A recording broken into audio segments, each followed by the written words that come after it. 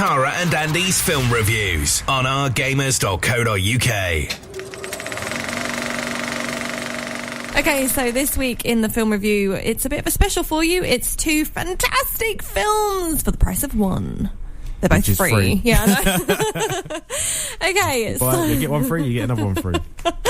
Right, so 2 films for you in this week's film review. The first one... Oh, I've got the wrong... looking at the wrong bit, it's your fault. The first one is Doctor Strange, classified 12A. The director is Scott Derrickson. The actors, just a few. To be honest, there are loads of famous faces in this one. Oh, there were. But just a few. It's Benedict Cumberbatch, Rachel McAdams and Tilda Swinton, who all played fantastically in this. Genre, action, adventure, fantasy. Running time's 1 hour and 55 minutes. And in brief, a former neurosurgeon embarks on a journey of healing only to be drawn into the world of the mystic arts. I know, right? Okay, so we're starting off with story, script and shots. What have you got? The story was great, right from the start, escalation. I know, right? I know! Yes. You obviously agree with that. That was so good. That was brilliant. It was, although, that being said, there were giggles throughout as well. Oh, yeah. It was serious, but I realised it did have some decent giggles in it. I mean, it was like proper serious. Yeah. And then...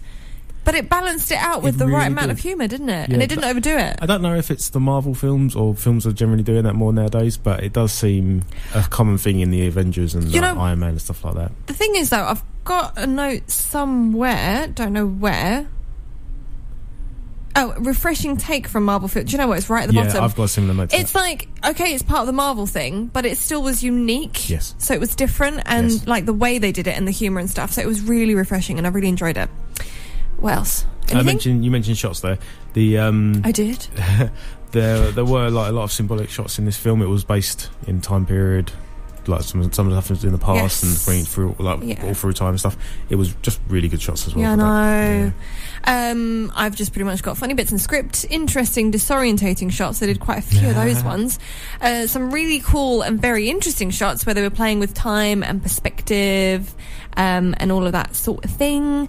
Funny script. The audience, I love this. Like, the audience was chuckling. It was such an enjoyable experience just to hear the audience really enjoying the film. It always makes a nice experience.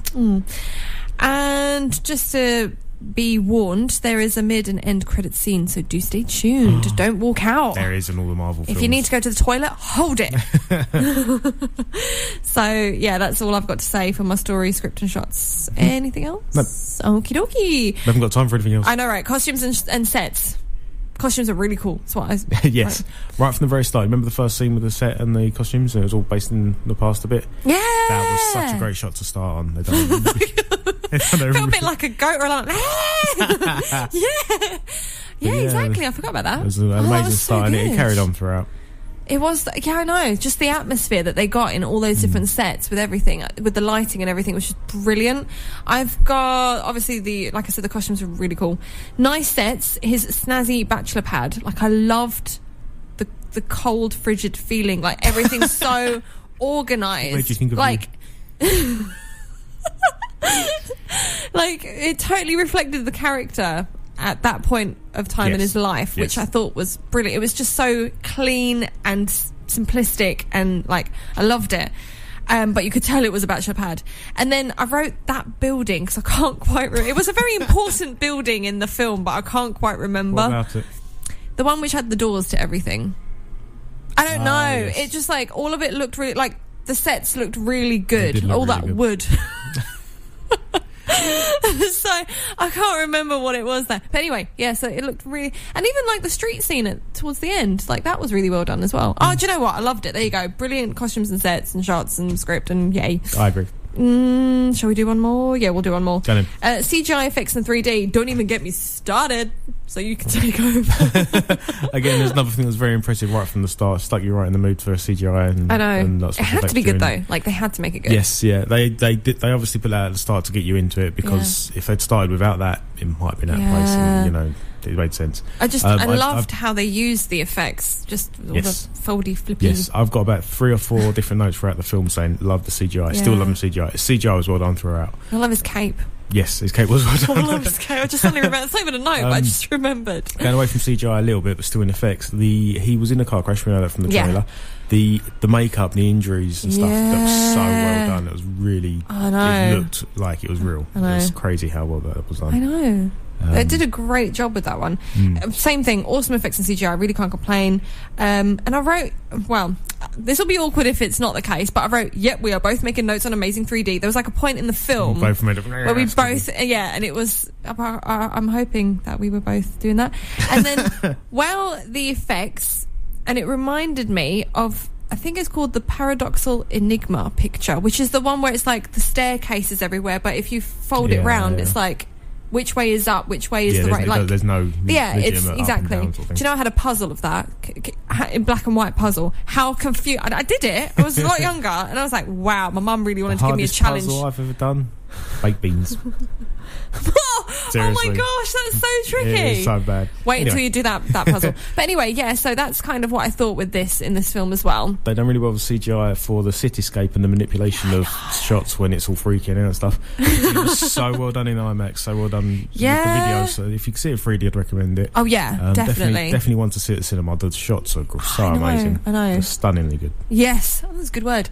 Action is the next bit. Loving the martial arts aspect and fight scenes. They're interesting because of the whole gravity thing. Every fight scene was great because of that factor. I know. Yeah, it really was. So good. I loved it. I just loved it.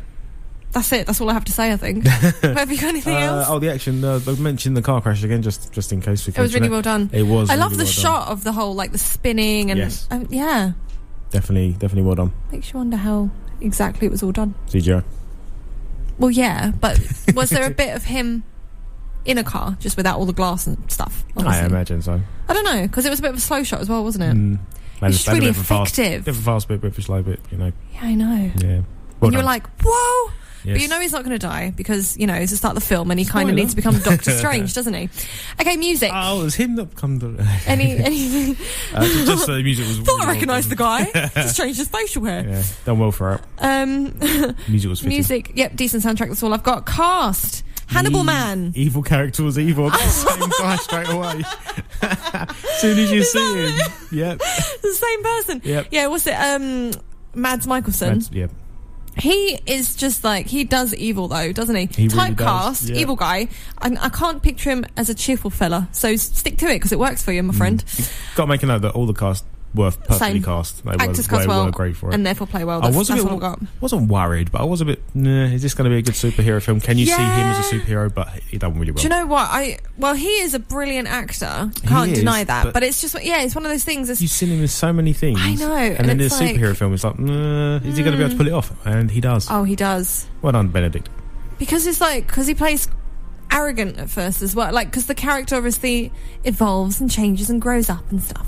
So, you know, it was just nice to see that, playing the different sides of it all. And I felt sorry for him when he had the accident and was suffering. And do you know what? As much of a bit of a yeah, I know, and like before. I still felt really bad for him. Yep. Okay, randoms. Anything? I think this might be the best Marvel film for a while. Do you know what? Maybe since Guardians, I really liked. So. Maybe since Guardians, I did like the Avenger ones, and a lot of the Iron Man ones, and all of them. But I do think this is the best one for a while. And it was unexpectedly awesome. Yes, I really it was. it. Yes, it was. And it reminded me of the first Iron Man in a way, because the first Iron Man, that's what I come out from that. Yeah. I come out thinking this is a really great film. Yeah. I was unexpectedly how great it was. Again, they've blown me away with this one. Rate. I was going to give it a 9. Now wondering if I should knock it up a little bit. Yeah, I'm probably going to knock it up. Yeah, I'll go for a 10 then. Andy is doing it. He's going for a 10. I'm going for a 9. I'm really close to a 10. I know, right? Could still change. Well, so was I think. But it's a 9 right now. I think it's a 9 because I know what I'm doing for the next film. So that's why. So it's a 9. But do you know what? It pretty much is a 10, so don't listen to me. The rating it's gotten is a 7.9, and I'm like, what? There's obviously some depressed person somewhere who's given it a really bad review. But other than that, it's a brilliant film. Yeah, so really good. In my sum up, I've got great action, great effects, great music, great cast, great story. Comedy is enough. Refreshing take from Marvel films. Done. So that's great. Drops my mic. It's a great film. Your mic's on the stand.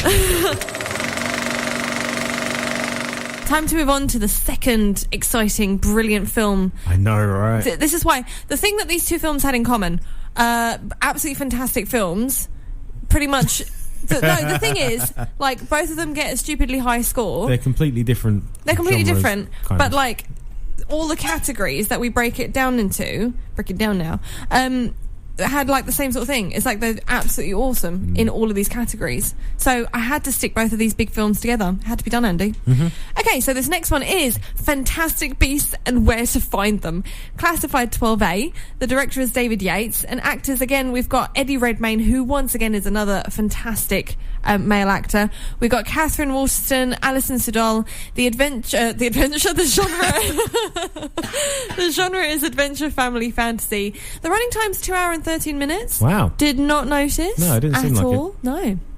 Okay, so the adventures of writer Newt Scamander in New York's secret community of witches and wizards 70 years before Harry Potter reads his book in school.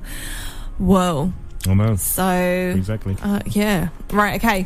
So let's start off with soundtrack, and we both realised, because you were like, "Oh, that was my first note." And I'm like, "It was mine too." Is that how I sound? Hence why I stuck it as the first category. So soundtrack. What have you got? Ooh, music at the start. Oh my! You've been hanging out with me too long. Yes, I know. I've been saying that for a few years. Oh, I wrote already the music amazing, enchanting, powerful, playful. The only It's a thing bit more than ooh is this time I was descriptive. Yeah. I found my words this time. The only thing is there was no distinctive theme tune or song that stuck out. Because you know, like with the Harry Potter films or with like Pirates of the Caribbean, you know, you walk out and you've got the song stuck in your head, and you know, like you hear it and you know that's that film. I might have missed it, but in this one there was nothing that stood out. I agree. I also didn't pick up on its own little theme at all. Yeah, that's a bit of a shame. But if they do like sequels, then hopefully they've got something solid there, and then it's like that's the song for the Fantastic Beasts series. Regarding the sound as opposed to the soundtrack, all the CGI, all the noises that went with the CGIs and different creatures and different situations was all great as well. So they did do well with the sound, which is a good reason why it's first. Yeah, the creepy and the uncomfortable and the powerful and the magic and the they create suspense really well with the sound. Yes, they do. Definitely. Okay, the next bit is what have I got? Story, script and shots. Take it away, Andy. The story's a bit more light-hearted than the last film we reviewed, but was still just as great. Completely different. It's the trailer didn't spoil anything. No. And the whole audience was legitimately laughing moments. Where do I have that? Do I have that? Oh, I do. I've got people's reactions are brilliant, proper laughter, not just a little chuckle. Yeah. They were really laughing at this, and it was so nice. So were you? But yeah, exactly. I was about to say so was I, because it was so funny. I've got shots really well done, point of view, like POV shots, and nothing given away yet.